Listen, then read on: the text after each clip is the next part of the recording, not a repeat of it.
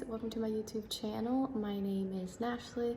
Today's video we will be going over my DIY picture frame molding or wainscoting or trim molding for your wall, just kind of bedazzling your wall but with trim molding. I will be going over measurements, the cuts, the type of trim that I used, and some tips and tricks here and there.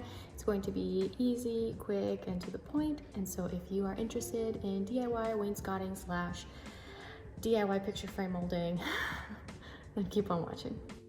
I'm gonna give you a sneak peek. So here's the before and here's the after. Let me show you how I made this.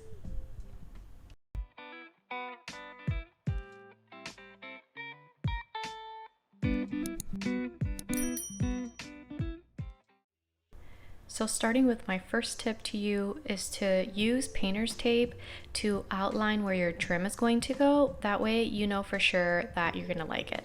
So now that I like it, I'm gonna go ahead and start cutting my pieces. This is the trim that I used. I got that from Lowe's, and I'm using a miter saw to help me cut the angles at a 45 degree. I'm laying everything on the floor as I go. That way I know that I have the correct angles, the correct lengths, and then all I have to do is transfer it onto the wall. So that's what I'm doing here. I'm using a leveler to make sure my pieces are straight, and I'm also taking them down just a little bit so that they're evened out with this hallway opening, and I'm also going to add some crown molding in the future, so I wanted to add some space to that. Okay, and so now I'm going to share with you some numbers. So my rectangles, the heights are 68 3/8 of an inch tall. Then width is 54.5 inches. And then I have 8 inches of space between the ceiling and the trim, and then 8 inches of space between the floor and the bottom trim. And then between each of the rectangles on the wall, there's 5 inches of space in between them. I hope that's making sense. If not, I will be inserting a little diagram to help paint the picture a little bit more clear, and you can also pause the video and study it and use it to help you create this for your own space.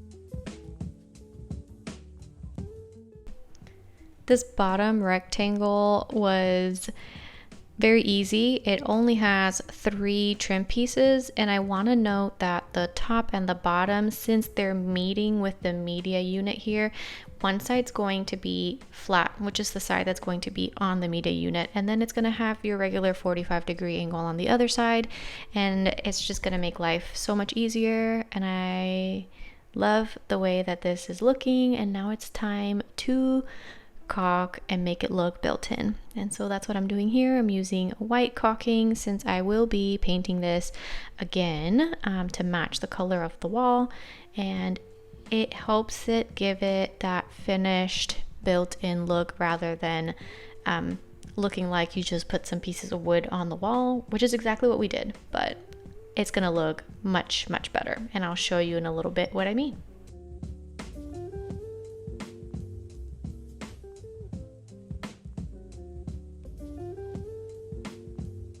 You see here how one looks like it's attached to the wall and the other one has this like weird space between the trim and the wall.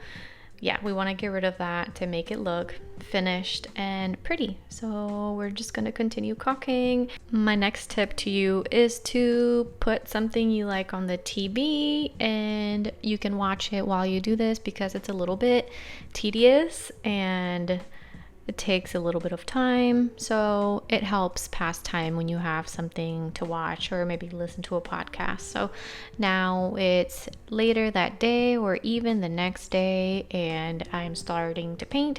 My husband is dealing with the cable situation, making them a little bit longer and a little bit more organized, and now we are just finishing all of the paint. I had to paint the whole entire wall again because I don't know what happened. The very first time I bought paint, it was satin, and I like eggshell, so now this wall is all eggshell, and that's why I had to paint the whole thing. But without saying anything else, let me show you the final product. And here it is. I absolutely love how simple but bold this statement is. I love the fact that it's clean, it looks like it's built into the wall, and it just gives a little bit of a statement without overpowering that black wall that I have in my corner.